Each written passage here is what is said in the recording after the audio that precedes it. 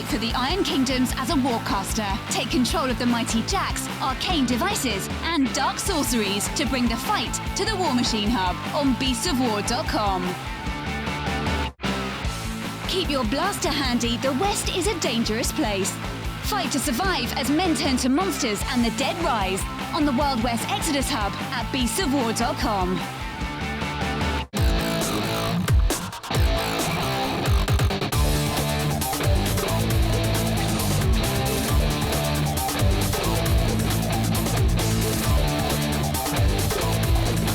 Hi guys, and thanks for joining us. In this one, myself and Simon are going to be having a look at Apollos from the PHR and using them effectively.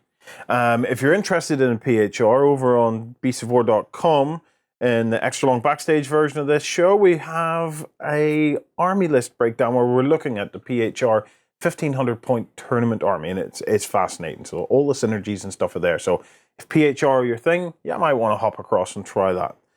Apollos, Simon. Okay, now on the surface of it, Apollos, they don't look all that. No, they are definitely weaker. The Apollo, I mean, with the PHR walkers, you've got three types at the moment, really. You've got Type 1, Type 2, Type 3. Yeah. And you've got the Type 4, so the super heavies. The Type 1 are the standard walkers we all know and love. The Phobos, the Ares, the Menship.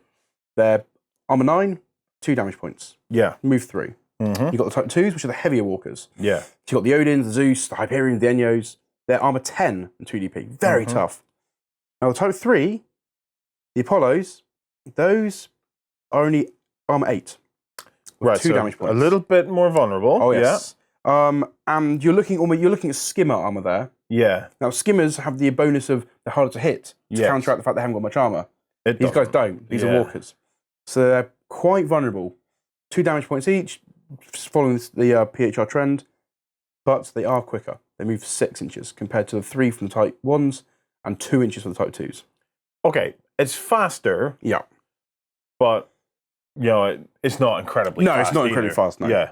So, the cool thing about these, though, is that they have the transition rule. Right. Which means they can transition to an aerial unit, a part of their movement, and land again. Essentially, they've got jump jets.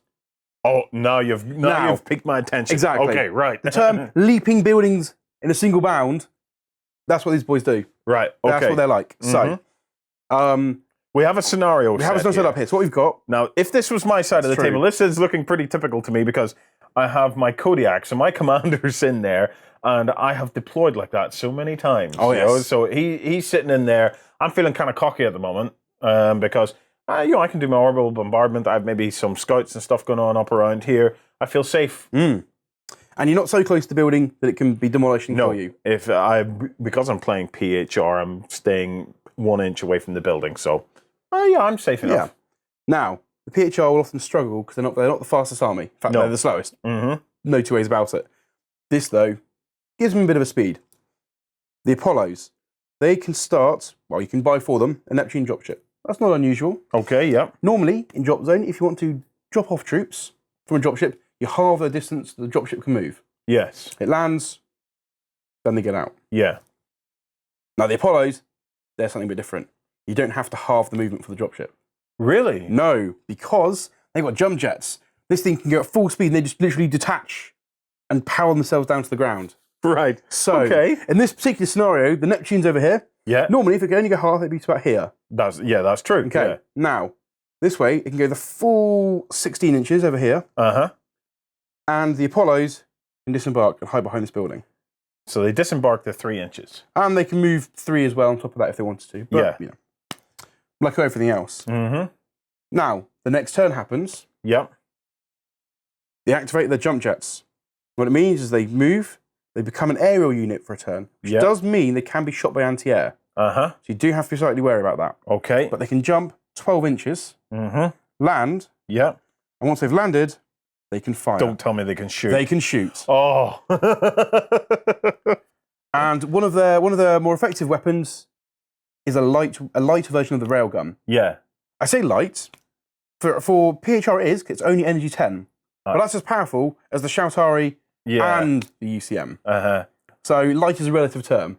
However, suddenly that Kodiak, who thought he was safe, hidden behind the building, They just had two things jump over the building, leaping with a mighty bound, and now they're going to start pumping energy 10 shots into it, and it has no defense against that. Okay. With the exception of trying to call in orbital strikes, which is a bit of a waste against something like these. Right, let me put this into to some kind of a perspective here, even in my own mind. This is something that a PHR player is likely to play towards the end of the game, or maybe turn 4, turn 5. To be honest, it can be as early as turn 3. Really? Well, because it's a dropship, so it can turn 1, come on the full 16. You want to flank with it. It's not a full frontal assault unit. Yeah. You know, it hasn't got the armor to survive. It's going to die. The cargo itself. Yeah. So you want to flank with this. So you go at the full 16. Turn 2, you go another full 16. Because you don't have to go half. Yep. They disembark 3. They move 3. Behind a building, So suddenly, they're 38 inches up the table. Yeah. That's only 10 off your back line. And that's turn 2. That's turn 2. Turn 3. Turn 3, they jump 12 inches over. If they get away with it, they're going to kill that Kodiak. Yeah. Ow. Yeah. That's and because painful. they're so fast, I mean, if your opponent's got anti-air coverage, which they will have, that's fine. Yeah. But they're railguns, they're railguns. That's 24-inch range. They don't have to jump, as we've got in this example, so close. Yeah. They could jump, 12, 20 inches off to one side of it. As long as they can draw a line of sight to it, they can just start pummeling the flank and slamming shots into it. That gives you real opportunities to try and use the terrain to try and look for a kind of like maybe a less obvious line of sight, something where you get some protection, but you still have line of sight to Kodiak or whatever your target is. That would be awesome on the Ferrum, but the Ferrum would get, if you were going to try and jump over the Ferrum, it's got anti-air shots. It's got anti-air. But because you've got the 24-inch range, if you jumped 20 inches off to one side of it, you could shoot it with impunity. And its drones are probably at this point in the middle of the table. They're well away from you. They can offer you the coup de grace from 10-3 onwards. They are assassins. And if you manage to get my commander in turn 3, that's pretty devastating. You've got no command card. Ahead of my army. That's it. You drop to 1 command card. You're only adding 1 to every dice roll to see who goes first. And the PHR player's probably still rolling 4 or 5, adding 4 or 5 to their dice roll. So you're pretty much guaranteed first turn every turn. They've only got 1 command card. They can only use global ones. They can't use most of them, which are Sphere of Influence. Suddenly, and then you're free to rampage around the back line, picking off infantry transports, which are hiding behind buildings. But of course, you're on their side of the board. So they're not hiding from you. They're in your plane line of sight. So, very useful. What a scalpel. Okay, guys, if that has whet your appetite for the PHR, you will probably want to hop across to beastofwar.com, watch the XLBS, the extra long backstage version of this show, where you just set up a backstage account and bam, you're in. We're going to go through a 1,500-point tournament army where we're going to be laying out some of the awesome options that you have for tournament play for the PHR. It'll just be a great, highly effective, but fun list. They can chip away, they can hurt buildings, they can hurt vehicles and 6s. So they're there to loiter, to be annoying, and to distract people. And to be honest, they're that unit which isn't really worth targeting. As long as you don't throw it away. But if you don't target it, it's going to annoy you. It's going to disrupt your plans. It's going to kill the occasional thing. And it's going to allow you to play command cards on your opponent. Right. Now, I've got to ask, okay, is there an inherent weakness in the army? In a world controlled by massive corporations, a steady aim and split-second decisions are needed for your Megacon to complete its goals. Begin your missions at the Mercs Hub on beastofwar.com. From Viking halls to the cities of the future, terrain buffs will love our foreground hub. Watch gaming tables of all genres come to life at beastofwar.com.